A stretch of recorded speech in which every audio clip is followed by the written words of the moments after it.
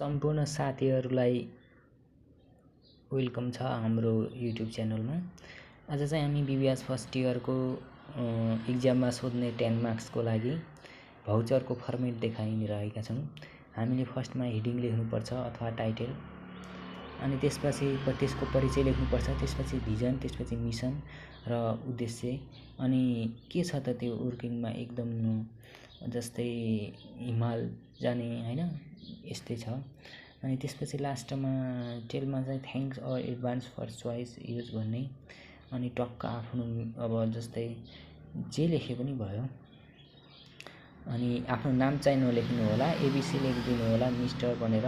इमेलमा चाहिँ abc.com लेखिदिनु होला, मोबाइल नम्बर पनि नलेख्नु होला, यस्तो डाइरेक्ट दिनु होला। अनि फ्याक्स नम्बर पनि लेखेर अनि टक्क यस्तो चारैतिर लाइन पनि तान्नु होला।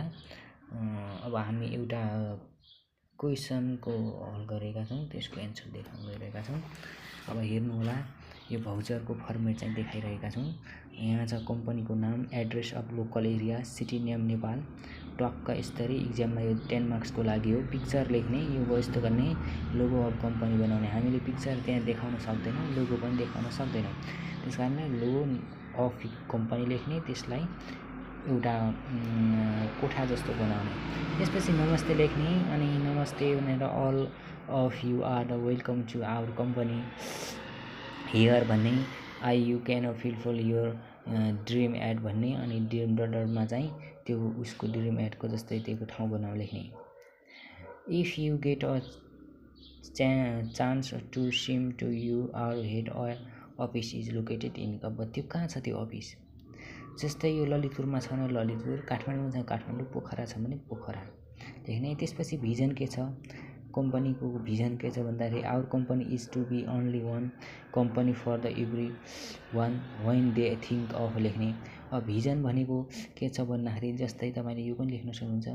As a travel company you visit you extra to be bring people together when people to come together they create the opportunity for the start experiences dialogue and growth भनेको के छ भन्दाखेरि धेरै अरू अवसरहरू छन्, visit गर्न पाइन्छ भनेर लेख्ने। मिसन के छ भन्दाखेरि यो अब कम्पनीको मिसन चाहिँ our mission is the care you during लेख्ने। डटरमा चाहिँ तपाईँले आफूले आएको लेख्ने, अनि टक्क लेख्ने our mission to provide your with and experiential value of the customer service and experience भनेको कस्टमरलाई राम्रो सर्भिस दिने, सेवा दिने नै कम्पनीको मेन भिजन रहेको छ भनेर भनिएको छ। त्यसपछि अब हामी अर्कोमा जान्छौँ।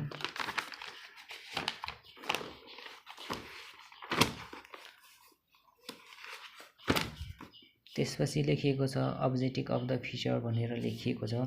अब्जेक्टिभ अफ द फ्युचरमा प्रोभाइड र higher standard of service suitable for the individual, provide the tourist market भनेको हामीले टुरिस्टहरूलाई पनि के गर्छौँ, घुमाउन लग्छौँ, राम्रो राम्रो हिमालमा माउन्टेनमा भयो, अनि एकदम उच्च स्तरको के दिन्छन्, सेवाहरू दिन्छन्, त्यो व्यक्तिगत रूपमा पनि दिन मिल्छ भनेर भनिएको छ। अनि प्रोभाइडर दिन अब्जेक्टिभ अफ द फ्युचर भनेर भनिन्छ। अब त्यस्तै अब लास्टमा हामीले के लेख्ने, फर मोर डिटेल लेख्ने, यो दायाँपट्टि लेख्ने, नेम लेख्ने, राम शर्मा एबीसी लेखे पनि हुन्छ, आफ्नो नाम लेख्नु होला, किनकि चेकरलाई चाहिँ कहिलेकाहीँ कसैको नामप्रति धेरै रिस उठ्छ र नम्बर कम दिने गर्छ। र इमेल लेख्नु होला, त्यसपछि कन्ट्याक्ट लेख्नु होला हैन, अनि फोन नम्बर पनि पुरै नलेख्नु होला, यसरी टक्क लेख्नु होला। यो तपाईँले म देखाउँछु। अनि लेखिसकेपछि यस्तो टक्कै 2 लाइन तान्दिनु होला, अनि यो साइडमा पनि तान्दिनु होला, यसमा पनि तान्दिनु होला। यो साइडमा तानिसकेपछि तपाईँले के गर्ने, यसमा पनि यसलाई टक्क माथि यो कम्पनी यो मैले लेखेँ जस्तो लेख्नु होला, यता पनि लाइन तान्नु होला, अनि यता पनि लाइन तान्नु होला। अनि त्यहाँ तर चाहिँ लाइन नतान्नु होला, किनकि पछाडि छ नि त, अनि पछाडि भएको कारणले यति तपाईँले लेख्यो भने तपाईँको 10मा 7, 8, 9 नम्बर कतै जाँदैन।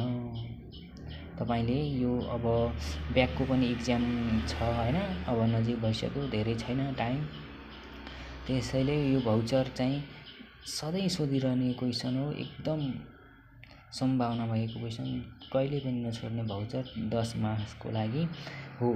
तपाईले यदि यही फर्मेटमा लेखे पनि तपाईलाई नम्बर चाहिँ आइहाल्छ। हस्, धन्यवाद। अब हामी अर्को भिडियोमा भेट्छौँ। धन्यवाद। Thank you everyone.